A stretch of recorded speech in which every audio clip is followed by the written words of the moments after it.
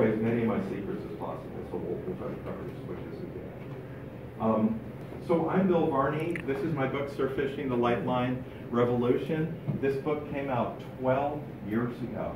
Now, I think that when you invited me to the club last time, I think it was like a decade ago. It was. Maybe 7, 8 years.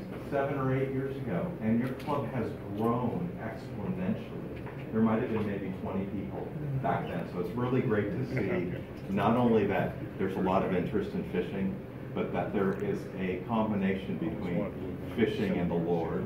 And the fact that Moses probably said one of the greatest quotes ever in fishing, which was, of course, never leave fish to find fish. He knew that. I think it's a great thing. It's really great to see that you guys have grown and there's a lot more people here. So this book came out about 12 years ago.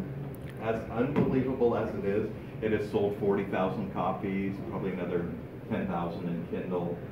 We've taken thousands of people surf fishing at the beach, either in seminars and tackle shops or clubs, but on the beach seminars, which we have from May through October, that have had many of the different state parks here along the beach. We've had, I think, about 2,500 people go through those, I guess you could call them a training class, but it's more like fun. We just go down and we have coffee and donuts in the morning, spend about 20 minutes talking about rigging and baits, and then go down to the beach and spread out. And I bring about 6 of my buddies down there, and we walk in between everybody and tell you all about surf fishing and what to look for and how to hook your bait and all those kind of things. So it's really become popular. It's really great to see. And I'd say the predominant number of people, 99%, are all catch and release, which is really, really good to see too.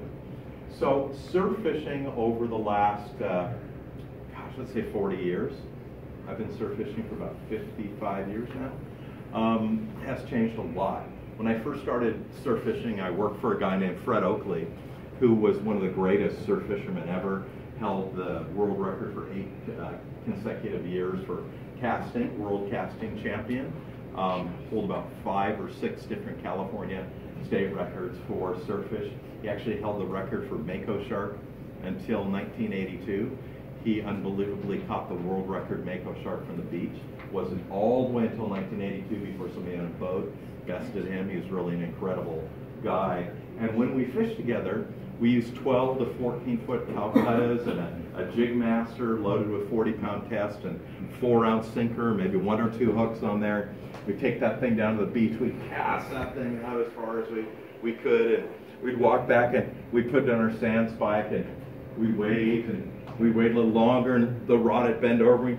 We'd fight it into shore and come in and be a big piece of kelp like this, and we'd untangle it and cast it back out again.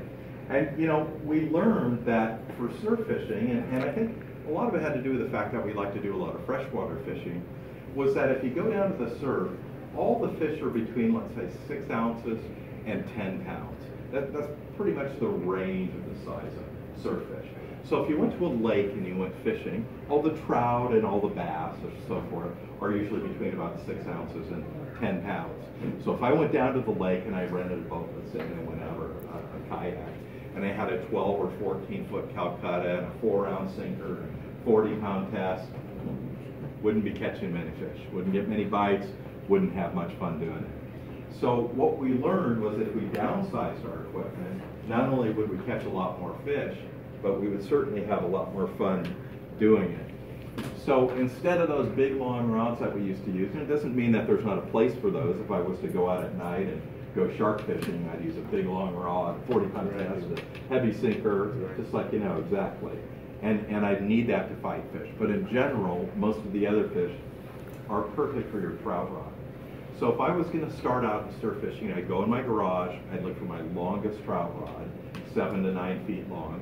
I'd look for something that was as limber as I could find. In surf fishing, you want a really limber rod. You don't want to have anything that is a fast action or a stiff rod.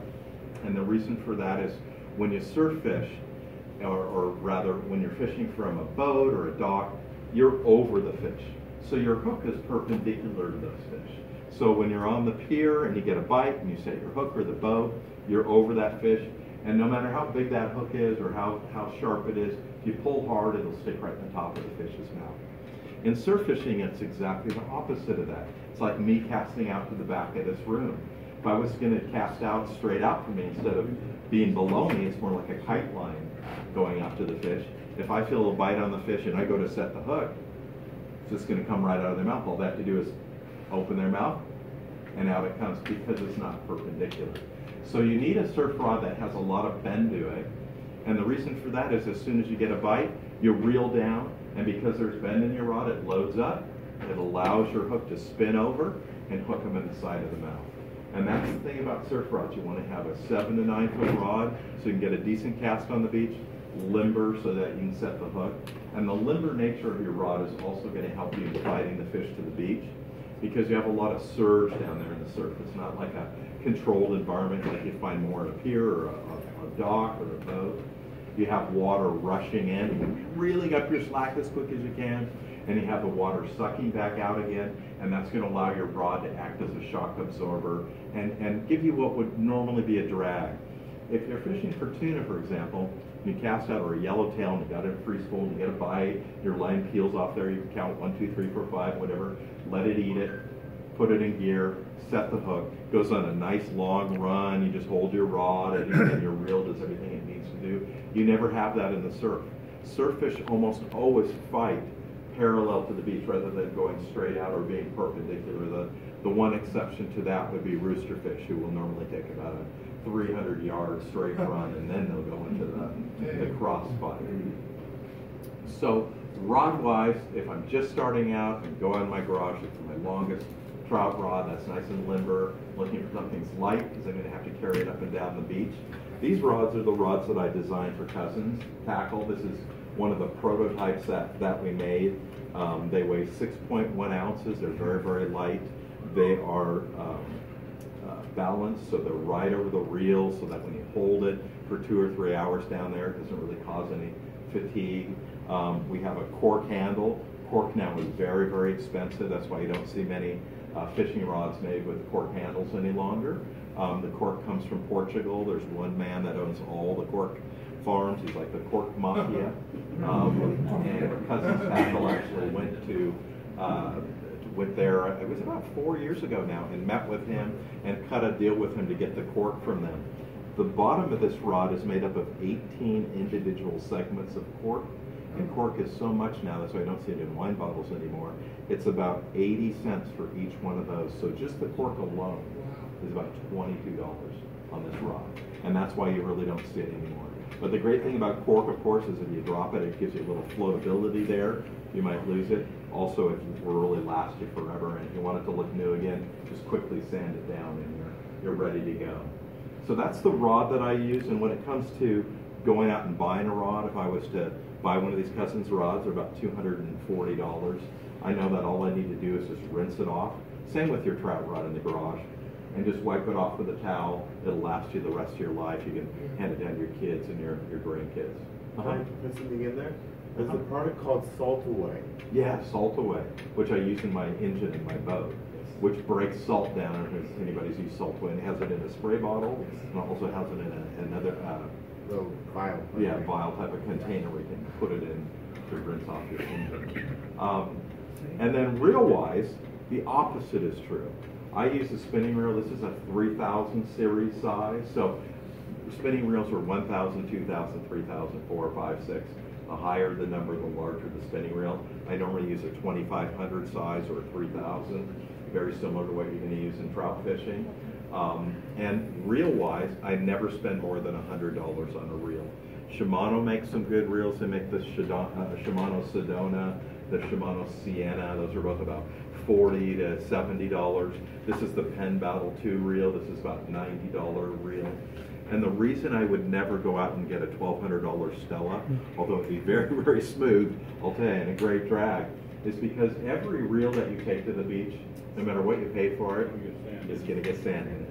And the sand is on your hands and on your line and in the wind and on the fish, and a wave pops up on you and you drop your rod in the sand. All these different ways of getting sand. If you have one grain of sand, one little tiny grain that gets inside the reel, it'll find its way to the bearings.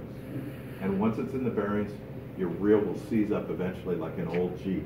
You take that reel down to your local tackle shop and you say, hey, I want to, as I did with a whole bucket of them to save on, and they said, hey, I got all my reels here, I want you guys to go through those and fix them up.